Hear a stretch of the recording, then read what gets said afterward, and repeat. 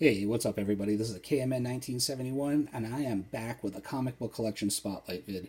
Today, I'd like to shine the spotlight on books that were just once in a long box or in discount bins, dollar bins, whatever. Basically, 12 months ago, none of these books were really worth anything. And over the past 12 months, for one reason or another, usually due to either movie hype, TV hype, and even once in a while, good old fashioned comic book story hype or first appearance hype, these books have risen in value. So, most of these books, I guess the low end would be like $10 online, which includes shipping costs. Any of my estimates always include shipping. If you have to pay out of your pocket, so for a book, I include that in the overall cost. But so I guess the overall value would be from like $10 to like 30 something dollar range, which obviously you're not going to retire on. But if you just have them chilling in your long box like I did and you didn't really know about it, or if you're out there hunting and you want these books and you don't want to pay eBay prices, maybe you can find a lot of these books out still on the cheap. So let's just jump right on in. So kicking it off, we're going to start with some like Avengers Endgame books that sparked over the last year or so. So kicking it off, the Avengers number 12, which has this now iconic Iron Man Infinity Gauntlet cover. The Mighty Thor number 390, where Cap picks up Mjolnir. The Incredible Hulk number 377, book I just picked up last year, which a lot of these books I just picked up over the past year or so. Longtime viewers of my channel will recognize my basic format that I use in my comic book haul videos. I usually start off with the current books that I bought off the rack that month, the new stuff, to my filler stuff, which I pay from like $1 to $5 for, just stuff that I like or spec on the cheap. And then I have my key issues, my couple of key issues that I have, which I consider anything that might be like a wall book value, which it could be from something that's like either $10 or hundreds of dollars. So just that for clarification and context. So moving on, the Hulk number 418, another book that wasn't really worth anything. Oh, and once again for clarity, all of these books right here were either bought off the rack, or if I bought them in discount bins, it was from that $1 to $5 range. Okay, so first appearance of Telos, I guess a character that will be moving forward with the MCU. So once again, book that wasn't worth anything, but now is worth a little something. And it also features a cameo appearance of Death in Marvel Comics. Also very cool. Detective Comics number 585, first appearance of the Ratcatcher, who will be appearing in James Gunn's upcoming Suicide Squad movie, who I'm willing to bet is going to be one of the Suicide Squad movie cast members that is cannon fodder to hence, make sense of the name Suicide Squad. So I don't see this book really being worth anything in the long haul, but as a Batman collector, had to have it. Superboy number 9. Now, this is a perfect example of a book that has gone through the comic book hype cycle. I guess initially when this book kind of sparked, 3-4 years ago, I believe it was on the rumors that King Shark was going to be in the first Suicide Squad movie, and that never happened, so the book dropped. And then I think there was a slight spark again when he appeared on the Flash CW show, and then nothing really happened again. And then James Gunn came in and said that he was going to be a cast member for his upcoming Suicide Squad movie. So once again, this book is worth something. So I would definitely pick it up. Picked it up out of a dollar bin last year. JSA All Stars number 4. The word is out on Stars and Stripes number 0, the first appearance of Star, who initially becomes Stargirl. And this is the issue where that happens. This is where the torch, or rather in this case, the cosmic rod is passed from Jack Knight, and Star becomes Stargirl in this issue. Was maybe like a cover price issue or a dollar issue last year, and I want to say this goes anywhere between $15 and $25 online. Wonder Woman number 19, the first full modern appearance of Cersei, who is rumored to be appearing in the upcoming Wonder Woman movie. Who knows if she will or not. But I think the reason that this book kind of spiked is, one, because of that rumor, and two, a lot of people clamored to War of the Gods number 1 earlier in this year. And then after they realized that that wasn't the first appearance of Cersei, they ended up migrating over to this issue, which is cool. I always love trying to buy these George Perez era Wonder Woman issues on the cheap. So this is one where I just got lucky. Huck #1. I guess this will be debuting on Netflix sometime next year. So once again, another time, a dollar bin book turns into something. Star Slayer #10. I love me some early indie comics. Star Slayer, American Flag, John Sable, Badger, Teenage Mutant Ninja Turtles, Nexus, Miracle Man, Dreadstar. Love that stuff. So, now, while I'm not a big fan on Grimjack, which, oh, by the way, this is the first appearance of Grimjack, I guess it's rumored that the Russo brothers want to do a Grimjack movie. So, hey, the Russo brothers basically, I have blind faith in them at this point. So, I would definitely check it out. So, there's Star Slayer #10, the first appearance of Grimjack. And here is Grimjack #1 from his ongoing series from First Comics. Another little indie property that I'm happy that is taken off. The Boys, #3. And this is the first appearance of the 7.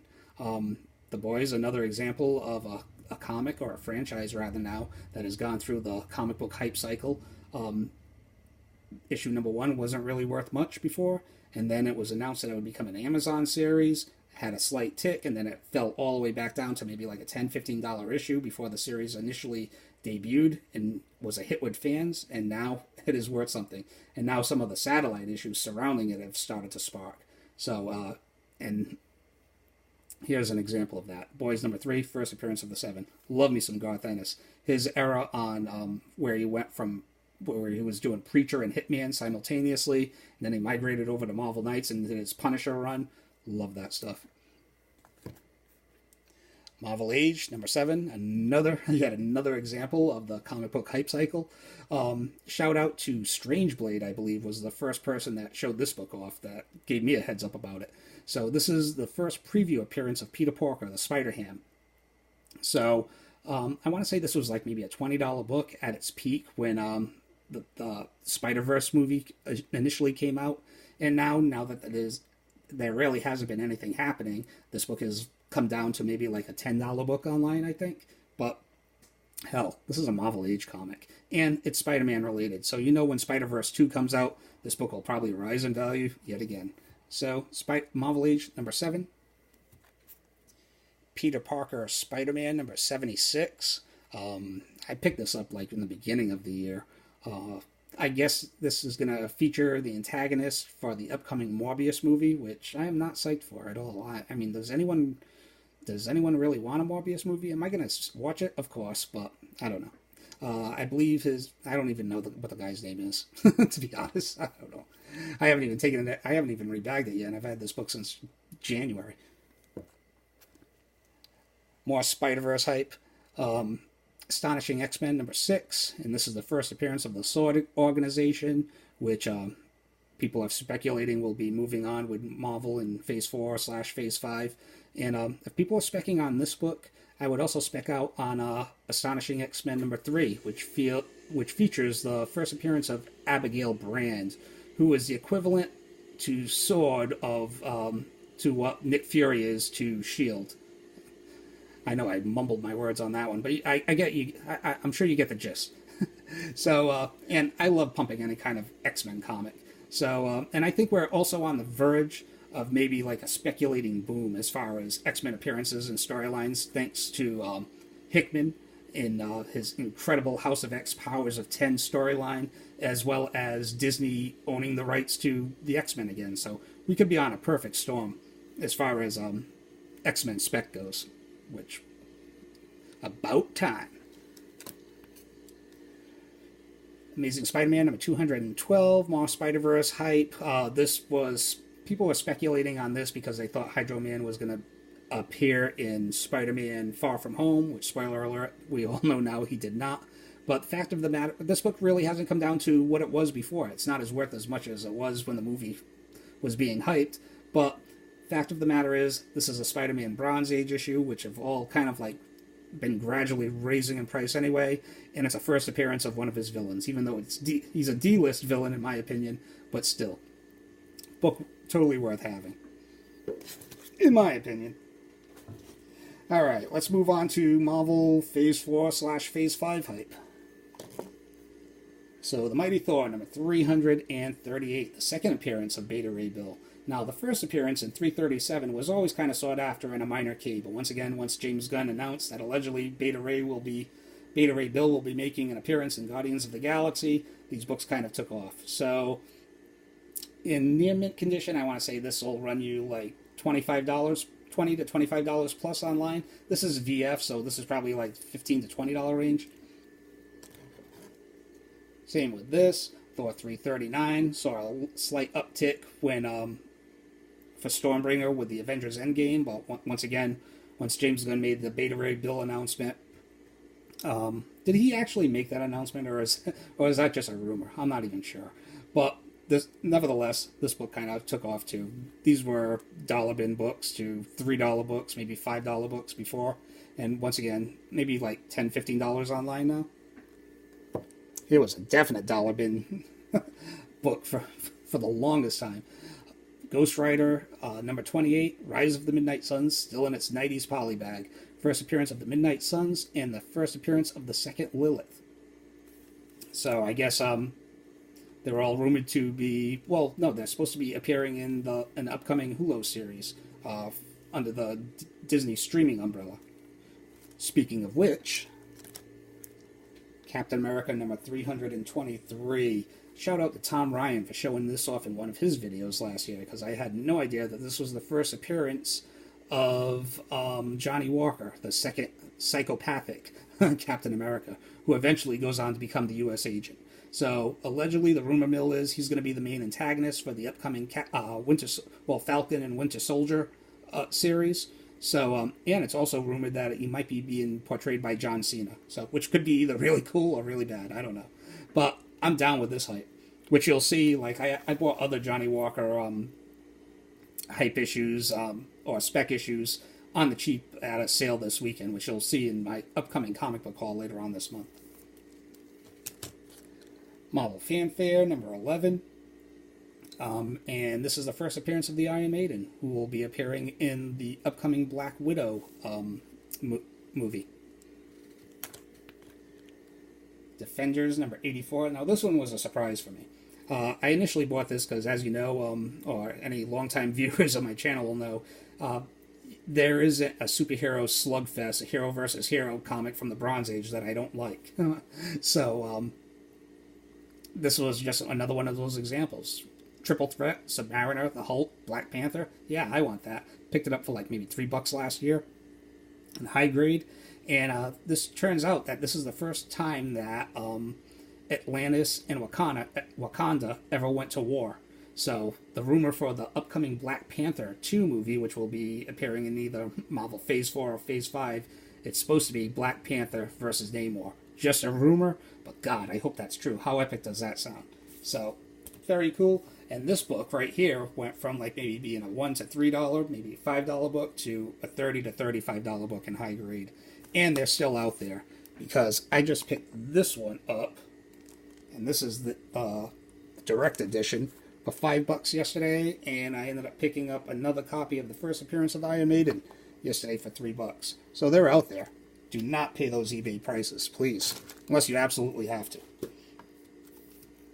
Alright, here are examples of some new books that I picked up off the shelf. They weren't initially anything, and then like 8-9 months into it, there's an announcement that these properties might be optioned. So, Oblivion Song number 1 by Kirkman. I really dug this story, but it was just the art and coloring that kind of, I don't know, I just didn't want to pay for that art and coloring month after month. I'm sorry. Pearl number 1, A cover, and Pearl number 1, the B cover. Once again, book that wasn't really worth anything, and then around issue 8 or 9, Bendis made an announcement that there would be an upcoming announcement about the Pearl IP. So when that initially happened, these books shot up to like $25 issues, and of course nothing is really, as far as I know, no news has come out. So these books have dropped down. I want to say the B cover you can get for like $15 online right now, shipping included, and the A cover maybe $10, maybe even cheaper. But once again, that's how the cycle goes. Now, if there is an initial announcement, and then a trailer and casting, and if the movie or series is actually good, they could rise in value again, or not. You never know. But nevertheless, if you can find them at cover price, I would still pick them up. All right, now back to good old-fashioned spec of doesn't have anything to do with movies or TV or anything like that. It's just people liking a character or a storyline or a cover or maybe a first appearance. Old-fashioned comic book spec. My favorite. So here we have What If number 13. What if Conan the Barbarian walked the earth? As we all know, Conan made his triumphant return to Marvel Comics in January. And while sales of the comic have gone pretty stagnant, it's still one of my favorite reads. Love Jason Aaron on Conan. So it's great that Conan is back in the mainstream consciousness, I guess. So this book was, I don't know, this was one of the rare cases that I paid $5 for a back issue, but this book is worth, I don't know, maybe like $15 to $25 range, I think, still. What If number 39, What If the Mighty Thor battled Conan the Barbarian? This is a childhood favorite. Picked this up out of a dollar bin maybe like 3 years ago, and just based that, back in the day, I must have read this book at least 24 times, at least, and loved it. So this is another book that, as I said, 2 or 3 years ago, I picked it up for $1, and I want to say it'll cost you probably like $20 online in a higher grade. This one will only cost you $10, but wasn't worth anything before. What if Conan the Barbarian was stranded in the 20th century? What if number 43, Conan actually throws down with Captain America in this issue? But it is the weakest out of the three. Peter Parker, Spectacular Spider-Man, number 101. And the only reason I can think of that this book is kind of taken off is that it's a black suit Spidey cover that's just awesome. Great work by John Byrne.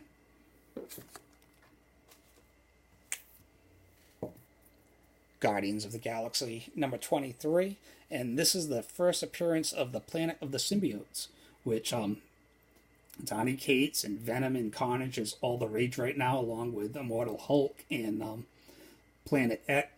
House of X and Powers of 10. So people have clamored for this issue. I like it. Hey, if people can spec on Hulkbuster armor and Infinity Gems, why not a Planet of the Symbiotes, right? Wolverine, number 10, first appearance of Daken. And this is another example of a book that's just gradually raised in price, just because it's a first appearance of a character. We all know about the 3-Claw variant. That's always been worth something. The Arthur Sudam, I believe, variant was worth a little something. But even now, the A cover, just the regular standard cover, this will cost you like $20 in high grade online now. So, really cool. And speaking of Immortal Hulk hype,